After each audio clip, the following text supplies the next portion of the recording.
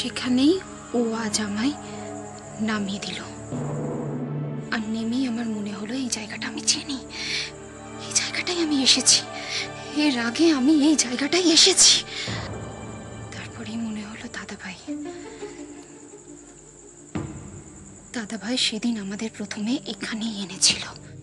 রাজু আমাদের সেদিন দেখেছিল। রাজু ভুল দেখেনি। আজ এখানে আসার পর আমি বুঝলাম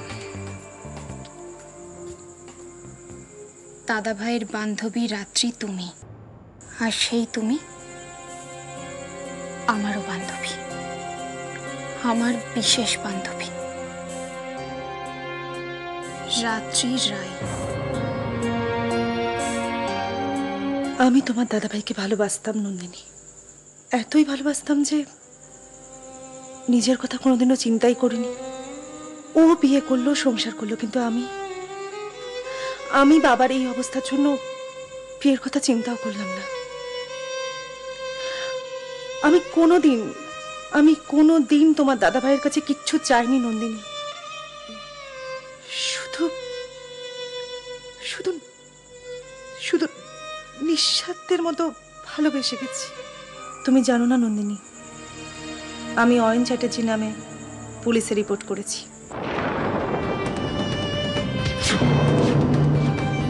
শুধু আমি নয়, সন্ধ্যাও ছিল আমার সঙ্গে। তোমার দাদাভাই দিনের পর দিন একটার পর একটা অন্যায় করে যাচ্ছে নন্দিনী।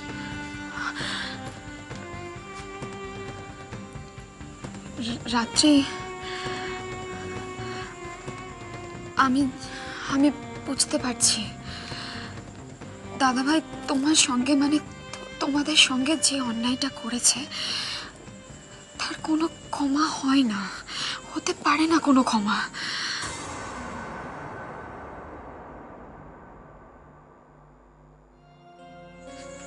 কিন্তু রাত্রি, আমার শ্বশুর বাড়ির মান সম্মান, আমার বাড়ি, আমার স্বপ্নের বাড়ি, আমার ভালো লাগার বাড়ি, ভালোবাসার বাড়ি, এখন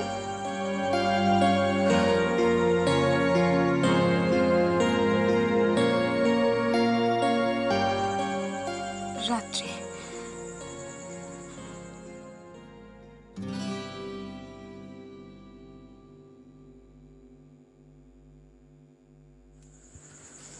তুমি দাদা ভাইয়ের কোনো ক্ষতি করো না।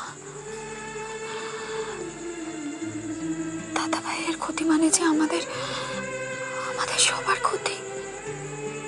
শালা মারবো এখানে, লাশ পড়বে শ্মশানে। না না, লাশ শ্মশানে পড়তে দেবো না, তার আগেই তোকে হজম করে দেবো শালা হারামি।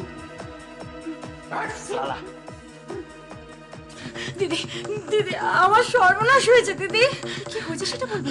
ওই খোকন আর অয়নদা মিলে কার্তিককে খুব মারছে গো দিদি। কেন মারছে? তা তো জানি না আমি। ওরা আমার স্বামীটাকে মেরে ফেলবে গো। কার্তিকটাকে মারছে? অয়নও আছে? হ্যাঁ দিদি, তুমি অয়ন চ্যাটার্জিকে কিছুতেই ছাড়বে না দিদি। ওকে জেলে খানি টানাতেই হবে। বলো বলো দিদি, তুমি কিছুতেই ছাড়বে না, বলো দিদি। আমি যা বলবো তুমি বিশ্বাস করবে?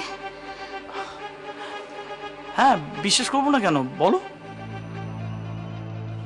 আমি শুধু তোমাকেই বলছি, প্লিজ তুমি কাউকে বলো না।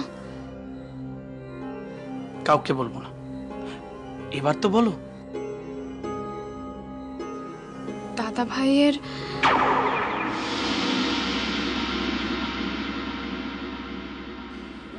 ভাইয়ের অন্য এক মহিলার সাথে সম্পর্ক আছে।